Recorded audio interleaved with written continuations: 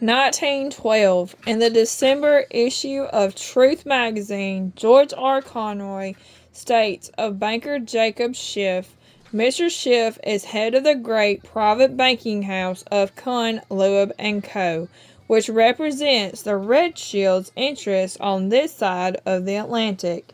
He has been described as financial strategist and has been for years the financial minister of the great impersonal power known as Standard Oil.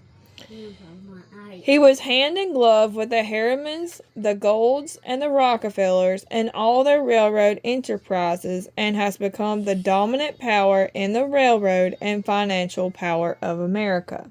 1913. On March 4th, Woodrow Wilson is elected the 28th President of the United States. Shortly after he is inaugurated, he is visited in the White House by Ashkenazi Jew Samuel Untermeyer of law firm Guggenheim, Untermeyer, and Marshall, who tries to blackmail him for the sum of $40,000 in relation to an affair Wilson had while he was a professor at Princeton University with a fellow professor's wife.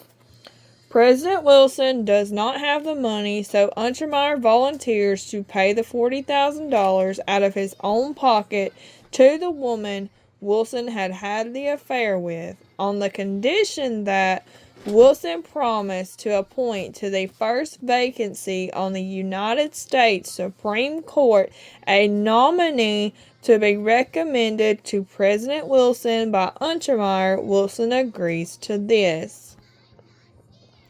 On March 31st, J.P. Morgan, alleged owner of the J.P. Morgan banking empire, dies. He is thought to be the richest man in America, but his will revealed he owned only 19% of J.P. Morgan companies, the other 81% owned by the Red Shields. Jacob Schiff sets up the Anti-Defamation League, which is ADL, as a branch of the B'nai B'rith in the United States.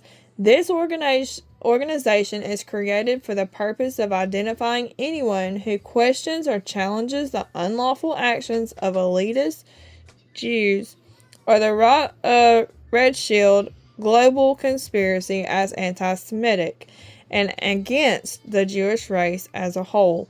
Strangely enough, the same year that they do this, Jews also set up their last and current central bank in America.